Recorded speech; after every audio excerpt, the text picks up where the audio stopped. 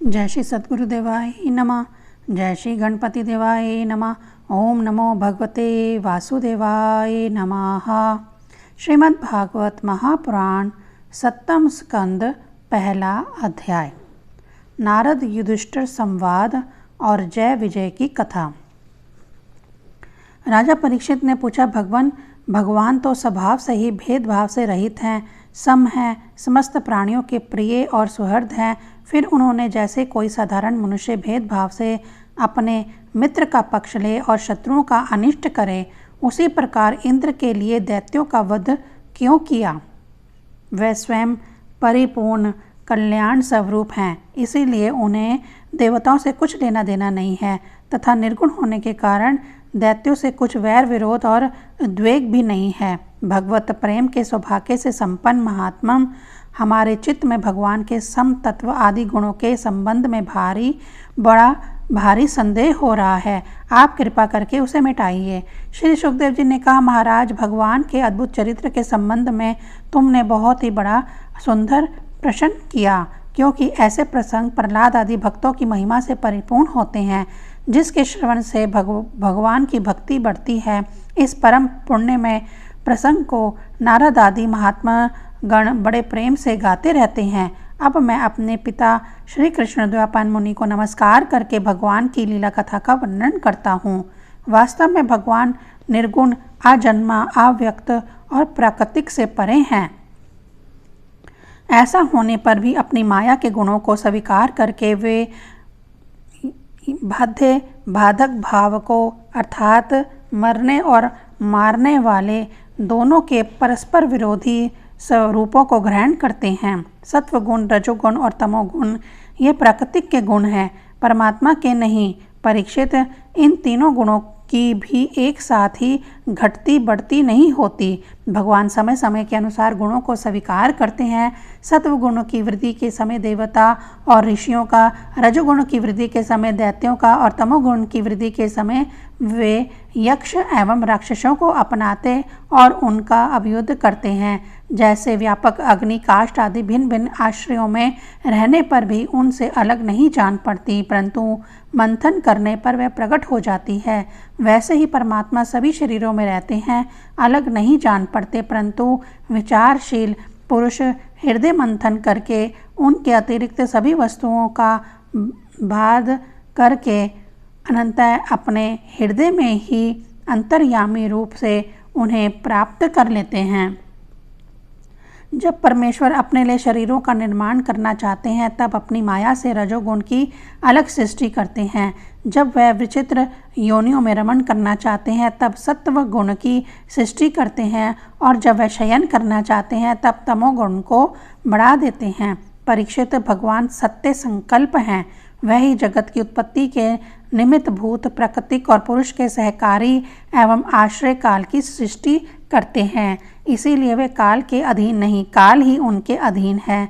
राजन, ये काल स्वरूप ईश्वर जब सत्वगुण की वृद्धि करते हैं, तब सत्वगुण देवताओं का बल बढ़ाते हैं, और तभी वे परम यशस्वी देव प्रिय परमात्मा देव विरोधी रजोगुण एवं तमोगुणी दैत्यों का संहार करते हैं। वस्तुतः वे सम ही हैं। राजन, इसी विषय में देवऋषि नारद ने बड़े प्रेम से एक इतिहास कहा था। यह उस समय की बात है जब राजसूय यज्ञ में तुम्हारे दादा युधिष्ठिर ने उनसे इस संबंध में एक प्रश्न किया था। उस महान राजसूय यज्ञ में राजा युधिष्ठिर ने अपनी आंखों के सामने बड़ी आश्चर्यजनक घटना देखी कि चेदी राज शिशुपाल के सबके देखते देखते भगवान श्री कृष्ण में समा गया। वही देवऋषि नारद भी बैठे हुए थे।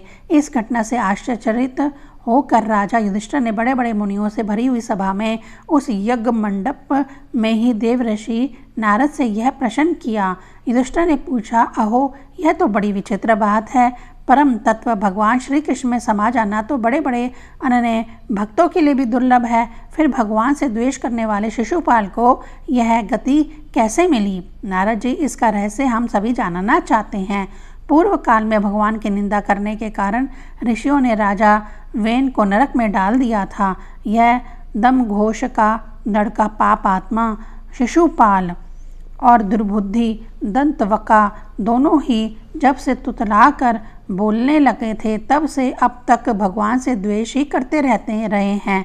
अविनाशी पर ब्रह्म भगवान श्री कृष्ण को ये पानी पी पी कर गाली देते रहते हैं, परंतु इनके फलस्वरूप ना तो इनकी जीभ में कोढ़ ही हुआ और ना इन्हें घोर अंधकार में नरक की ही प्राप्ति हुई।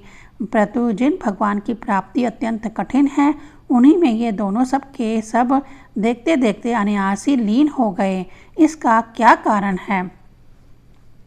हवा के झोंकों से लड़खड़ाती हुई दीपक की लो के समान मेरी बुद्धि इस विषय में बहुत आगा पीछा कर रही है।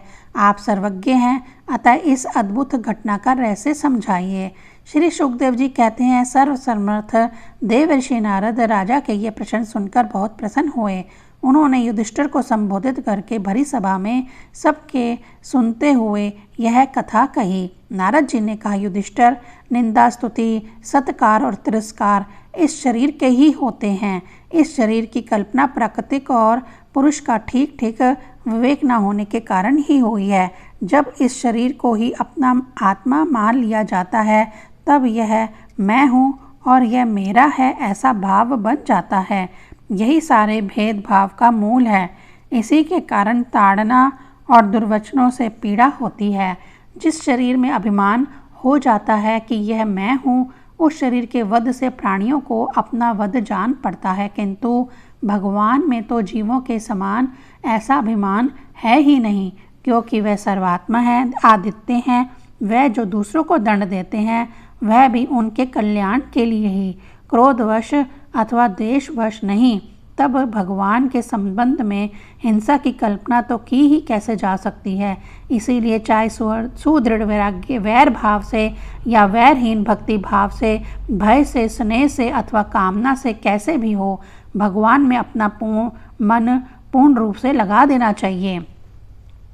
भगवान की दृष्टि से इन भावों में कोई भेद नहीं है। युधिष्ठिर, मेरा तो ऐसा दृढ़ निश्चय है कि मनुष्य वैर भाव से भगवान में जितना तन्मय हो जाता है उतना भक्ति योग से नहीं होता। भृंगी कीड़े को लाकर भीत पर अपने छिद्र में बंद कर देता है और वह भय तथा उद्वेग से भृंगी का चिंतन करते करते उसके जैसा ही हो जाता है। यही बात भगवान श्री कृष्ण के संबंध में भी है। लीला के द्वारा मनुष्य मालूम पड़ते हुए भी है सर्वशक्तिमान भगवान ही तो हैं। इनसे वैर करने वाले भी इनका चिंतन करते करते पाप रहित होकर इन्हीं को प्राप्त हो गए।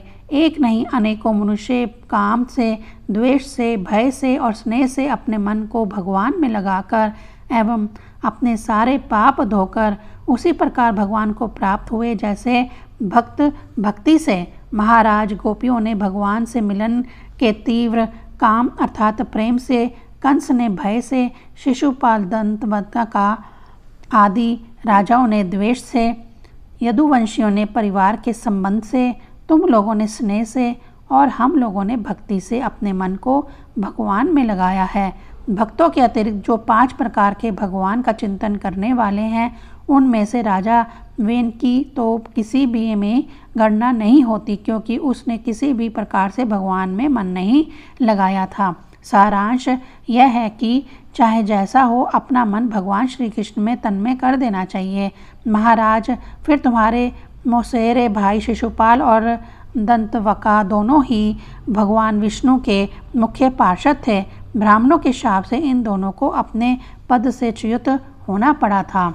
राजा युधिष्ठिर ने पूछा, नारद जी, भगवान के पार्षदों को भी प्रभावित करने वाला वह शाप किसने दिया था तथा वह कैसा था? भगवान के अनन्य प्रेमी फिर जन्म मृत्युमय संसार में आए, यह बात तो कुछ अविश्वसनीय सी मालूम पड़ती है। बैकुंठ के रहने वाले लोग प्राकृतिक शरीर, इंद्रिय और प्राणों से रहित होते हैं। उनका प्राकृतिक शरीर से संबंध किस प्रकार हुआ, यह बात आप अवश्य सुनाइए। नारद जी ने कहा, एक दिन ब्रह्मा के मानस पुत्र सनकादि ऋषि तीनों लोकों में स्वच्छंद विचरण करते हुए बैकुंठ में जा पहुँचे। यूँ तो वह सबसे प्राचीन हैं, परंतु जान पड़ते हैं ऐसे मानो 5-6 बरस के बच्चे हों। वस्त्र भी नहीं पहनते। उन्हें साधारण बालक समझकर द्वारपालों ने उनको भीतर जाने से रोक दिया। इस पर वह क्रोधित से हो गए और उन्होंने द्वारपालों को यह शाप दिया कि मूर्खों, भगवान विष्णु के चरण तो रजोगुण और तमोगुण से रहित है। तुम दोनों इनके समीप निवास करने योग्य नहीं हो, इसलिए शीघ्र ही तुम यहाँ से पापमयी असुर योनि में जाओ। उनके इस प्रकार शाप देते ही जब वह बैकुंठ से नीचे गिरने लगे तब उन कृपालु महात्माओं ने कहा, अच्छा, 3 जन्मों में इस शाप को भोगकर तुम लोग फिर इसी बैकुंठ में आ जाना। युधिष्ठिर वे ही दोनों दति के पुत्र हुए। उनमें बड़े का नाम हिरण्यकशिप था और सबसे छोटे हिरण्याक्ष।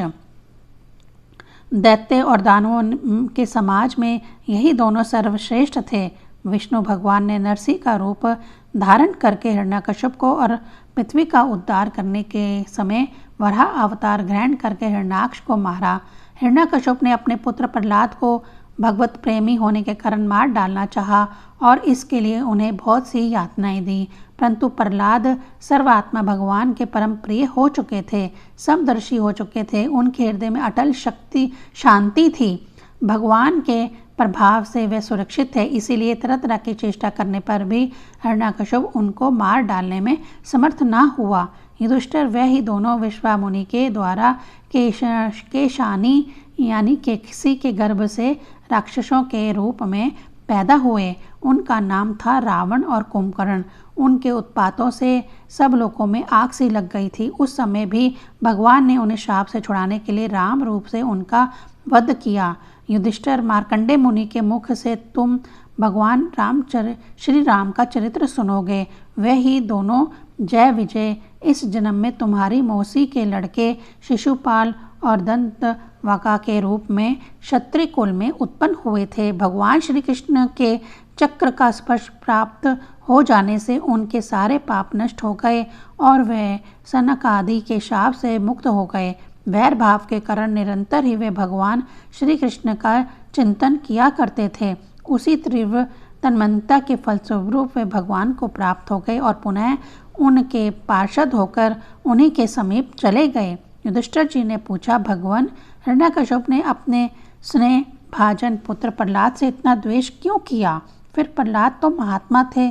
साथ ही यह भी बतलाइए कि किस साधन से प्रहलाद भगवानमय हो गए।